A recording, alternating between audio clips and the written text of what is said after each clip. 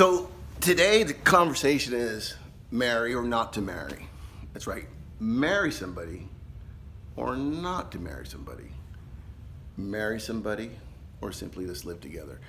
Why would you even bother getting married? Good question. Okay. Marriage, the unity together with a man and woman. I'm not going to talk about other kinds of marriage because I only know about this one right now. So I'm going to talk between a man and a woman, or living together between a man and a woman. That's all I'm going to talk about this morning. So once a month I go to the barbershop, and so happens that yesterday, December 3rd, was my 28th anniversary. So I've been married for 28 years. So I have something to say about marriage. Now, when I say this, I want you to understand this. Within the frame of marriage, okay, I have a good marriage. But within that good marriage, there's imperfections in that marriage. It's almost like if you take a mirror and you smash it. But if you put some light on it and you beam it far enough away that you can't tell the light is smashed. It'll just come out as one circle. So within the frame of the marriage, okay, it looks great, but there's imperfection. But within that marriage, it's still, for lack of better words, it's still a perfect marriage. Now, a perfect marriage does not mean that there's no problems.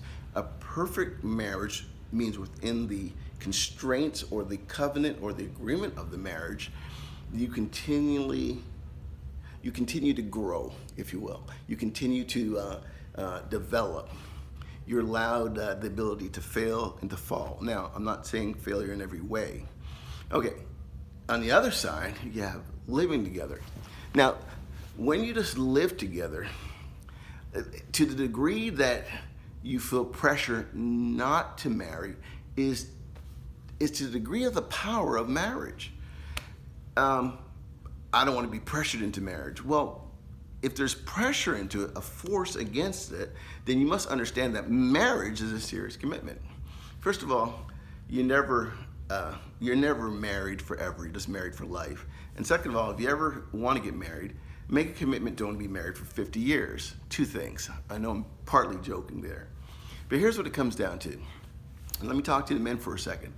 If you're looking at marriage, okay, a woman can never really, truly relax in a situation, for a lack of better words, of shacking up. She's there, but she can't truly relax because it's based on, hey, listen, this is good as long as the party is good, okay? But as soon as the party dies down or I find someone else, I'm going to go away. So she doesn't have a parameter or the ability to fail and to make sure you're still around. Now, outside of adultery or cheating, okay? So I'm trying my best to look at this in two ways. Number one, from a biblical marriage, okay? And number two, from a secular unity. Now, you heard the expression that, hey, listen, Christians get divorced way more or just as much as the secular world does. Well, that's not totally true. The reason why it's skewed is because Christians, because they really take the path of marriage quicker, they really should not, or usually don't shack up as much as other people. Now, here's the thing now. You may be in a situation, you may be a Christian going to a church and you may be shacking up. I'm not going to deal with that today. I just want to prove a point to you. Okay, back to what I'm talking about now. Is that, okay, so you're in this relationship, okay? You're shacking up, and the lady cannot, or the woman cannot, men, I'm talking to you, cannot totally relax in that relationship. Yeah, she may have fun and do everything, but she cannot put down roots and relax. And here's why. A marriage commitment is a life commitment. You cannot make a life goal without a life commitment. You can't do it. So when you're talking about marriage, you're talking about coming into an agreement or a covenant, not a contract. A contract's different. A contract is enforced by the law. So I'm only talking about in North America, but I'm not talking about other countries. This here, not a contract, a covenant, okay? A covenant which is basically started by God. Marriage was created by God. Most people don't even realize that. But I'm not going to go into that now. But when you're talking about a life goal, you got to have a parameter of a life commitment. Now, as soon as you get married, what happens is now within that life commitment, you can make life goals. It takes a lifetime to raise a child. It almost takes a lifetime to pay off a home for most people. It takes a lifetime to have life experiences. So here's the situation that you're in right now. And I'm not going to mention his name, okay? So I'm at my barbershop that I've been going to for 20 years, and you know, you don't change barbers. So we always have a topic, and this week's topic was to marry or not to marry. Now here's the shocking thing, okay? Some people shouldn't marry.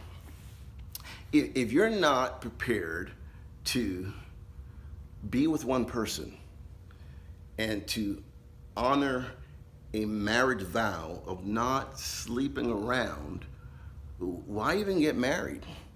Okay? Or if you're more excited, for the women now, okay?